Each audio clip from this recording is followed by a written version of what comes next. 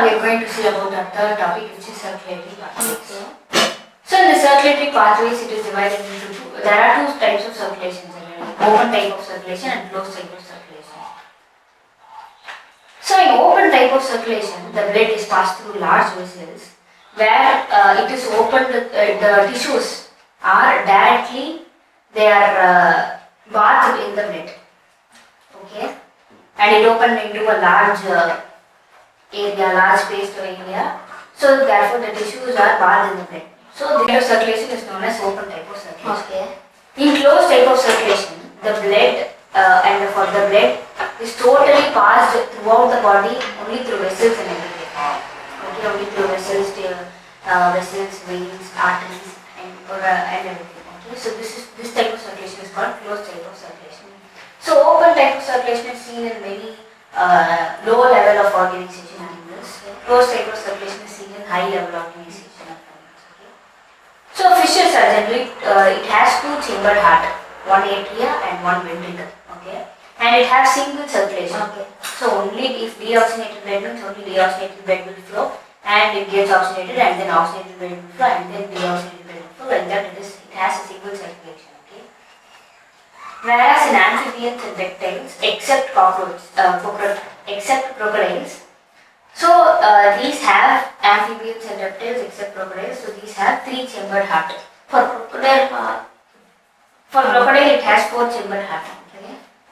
So these have three chambered heart, two atria and one ventricle.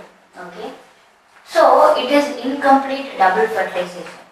Although there are mechanisms to circulate blood separately for oxygenated blood and deoxygenated blood, both the blood oxygenated and deoxygenated come in atria and both sink into the same ventricle because there is only one ventricle. So both are mixed up in the same ventricle. So therefore it is known as the incomplete double circulation. Okay. And crocodiles, birds and mammals, so they have four chambered heart. Two atria, rotated ventricles. two atrias and two ventricles, both are separately. So oxygenated blood come and fill up separate atria and separate ventricle. Deoxygenated blood flow in the separate atria and separate ventricle. So there is no mixing up of the blood here, both oxygen and deoxygen. So it is known as, since it is separated, it is known as double circulation. Okay. So these are the circulatory pathways. So now we will be discussing in detail about human circulatory system. Okay. So now we are going to see about human circulatory system. Okay. See here, so this is the structure of heart. Okay. So this is aorta, pulmonary artery, and right atrium, right ventricle, left atrium, left ventricle. Okay. So this one is vena cava. And heart is generally an mesodermally derived organ. Okay. And it is placed between the lungs. Okay. In human, it is placed between the lungs. It is enclosed by double membranous bag. It is a double membranous structure known as pericardium. The membrane is known as pericardium. So these two membranes are filled with in between fluid called as pericardial fluid. Okay. So there are interatrial septum is between the two atrias. Okay. Interatrial system means septum between right atrium and left atrium. There is a spectrum which is dividing these both atrium. So it is known as interatrial septum. Okay. And interventricular septum is nothing but the septum which is separating the two ventricles. Okay. And atrioventricular septum is nothing but the septum which is dividing the atria and ventricle of the same side. This one. So the septum which divides right atrium and right ventricle is here, left atrium, left ventricle is here. Okay, so this one is known as atrioventricular septum. Okay. So this atrioventricular septum on the both sides have openings. Okay. So if it has openings in the right atrium between the right atrium and right atrium and right ventricle on the same side, it has an opening here. It is known as bicuspid or mitral valve. Okay. And here also it is a valve between left atrium and left ventricle in the atrioventricular septum. So that is known as tricuspid valve. Okay, and right, in left it is tricuspid, in right it is bicuspid or mitral valve. Okay. So these valves permit only flow in one direction. They do not allow backward flow. No, unidirectional, only one direction. Only unidirectional, no bidirectional, no bidirectional. Okay. So they allow flow only one direction, and these pulmonary arteries and pulmonary veins I have to have semilunar valves. Okay. So those semilunar valves also permits only unidirectional movement of flow of blood. Okay. So next we will see how the blood is, how is the flow of blood. Okay. Next we will see about that. We are going to see what are the other structures present in the heart. Okay. So there is a specialized cardiac muscular tissue which is known as nodal tissue. Nodal tissue, okay.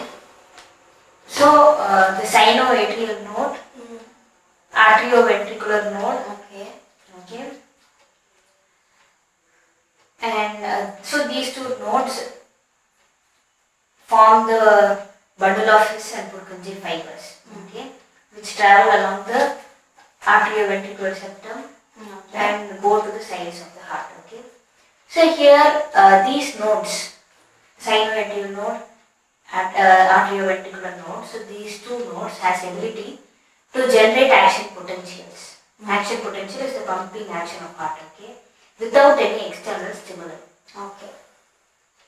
So it is auto-excitable. Auto-excitable, okay.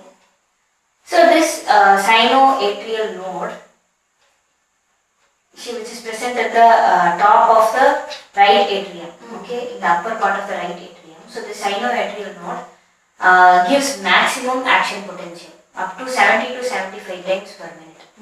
Okay, and after that, this action potentials are passed to atrioventricular node, which is present in the bottom left side of the right atrium. Okay, so this sinoatrial node gets signals from this, this atrioventricular node gets signals from the sinoatrial node and pass it to the Purkinje fibers and bundle of His. Okay, so therefore the contraction begins of the heart. Contraction of the heart begins.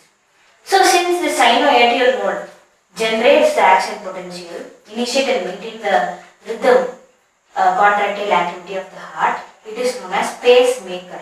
Pacemaker, okay. So human heart generally beats 70 to 75 times per minute, on an average of 72 times per minute. Okay. So here now we are going to see the blood flow. Blood flow, okay. So, in heart. In heart, okay. So this vena cava, okay, vena cava and pulmonary vena cava and pulmonary veins present here. So these two, these vena cava, the blood coming from the vena cava flow into the right atrium. Okay. Okay, and the blood coming from the left atria, the blood coming from the pulmonary veins flow into the left atrium.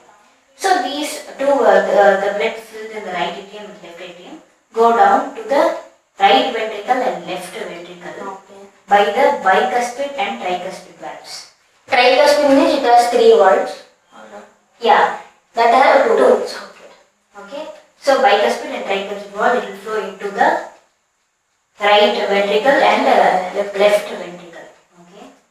So now the action is received from the sinoatrial node to the atrioventricular node, and now the action potential goes through the bundle. So this one is known as a bundle of His, which is passing through the center and which is separating like this. Okay, bundle of His. So this bundle of His are formed by fibers called Purkinje fibers. Okay. So these fibers generate potential and add and start the pumping of the heart. Okay. So now blood is filled in the right ventricle and left ventricle. Okay. So due to the pumping action of the heart, now, so since the pressure is built in the right ventricle and left ventricle, the valves, bicuspid and tricuspid valves close due to the pressure exhibited by the blood in the right ventricle and left ventricle. So the bicuspid valves and tricuspid valves close. Okay. So now, due to the action potential which is created in the bundle of His, okay. So now the blood is flown. The blood in the right ventricle is flown through the semilunar valves of the pulmonary artery, and it goes out to the pulmonary artery. And the blood which is present in the left ventricle, it goes out through the aorta, okay, by the semilunar valves. So the semilunar valves are open now. Okay. So after moving out, after the movement of the blood outside, so these semilunar valves close themselves because of low pressure here created in the both the ventricles. Okay, it closes. The semilunar valves closes. So after some time, again blood comes through the vena cava and flows into the right atrium. Again blood comes through the pulmonary veins and flows into the left atrium. So now due to the pressure created in both the atrias, the two valves which are bicuspid and tricuspid valves open and the blood flow into the right ventricle and left ventricle. So this is the process going on. Okay. So these are created by the action potential of sinoatrial node and this one, atrioventricular node. Okay. So these cycles repeat again and again. The blood flow, okay, it repeats again and again. And so we have already seen that a heart on an average generates 72 beats per minute on an average. So it is all because of sinoatrial node, because it generates 70 to 75 beats per minute. Okay. So the pumping of the right ventricle and left ventricle with the the pumping of the right atria and left atria. Okay, so this pumping is known as systole. Okay. So by the pumping movements only, the blood in the atria is flowed into the ventricle. In this atria also flowed in the ventricle. So the pumping movement is known as atrial systole. Okay. So by the pumping movement of ventricle only, the blood is flown through the semilunar valves. So that pumping mechanism is known in the ventricle is known as ventricular systole. Okay. And after the blood flows out through the semilunar valves, so these get a relaxed state, both ventricles and atria. So these are known as ventricular diastole and atrial diastole. Okay.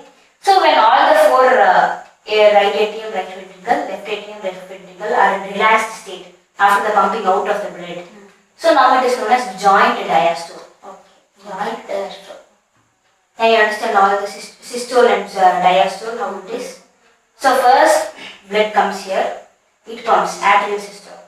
So both the atria pumps atrial systole. And after that ventricle pumps, it goes out through pulmonary artery and the aorta. So now it is known as ventricular systole. So after going out, all the four chambers are in relaxed state. Now it is known as joint diastole. Can you understand? First the atria pumps into the ventricle, and then ventricle pumps into the semilunar valves, and now it is diastole, relaxed state, and again blood comes. Okay, this is the cycle going on. Okay, so between one cycle,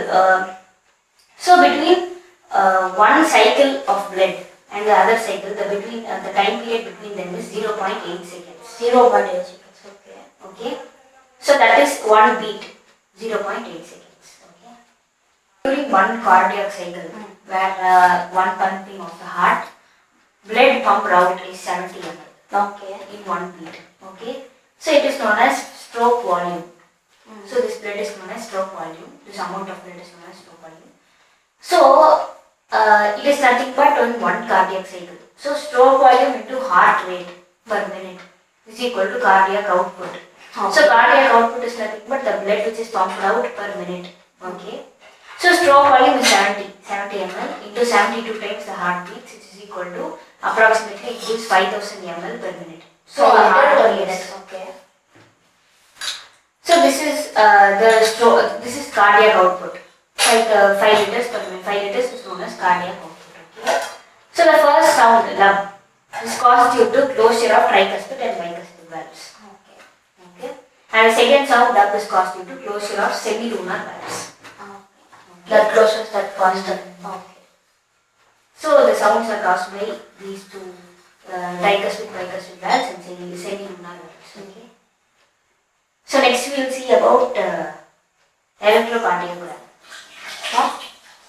Electrocardiogram. Okay. We are going to see about ECG. Okay. Which is also known as electrocardiogram. Electrocardiogram. Okay. What is its use? So you can find the activity of heart. Activity of heart. How much beats per second per minute? Okay. By graphical representation of electrical activity of heart. Okay. So here 3 electrical beats, okay, are handed to a patient. 1 to each wrist. Leads or legs? 1 to each wrist. Legs. 1 to each wrist. Okay. And 1 to left ankle. 1 to each wrist. Each wrist and 1 to left ankle, which is in the leg. Okay. Okay. So here, if you want a clear activity of heart, multiple beats are given in the chest region also. So this P wave represents atrial systole, contraction of heart, and contraction of atria, and QRS. So these 3 represents ventricular systole. Okay. And T represents relaxation of ventricles. It is also known as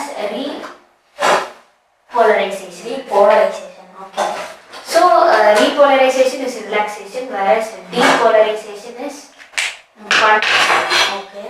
Okay. So this represents the activity of heart. Okay.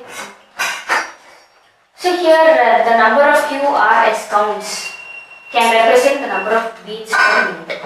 Okay, this all continuous PQRST that goes like that. Okay.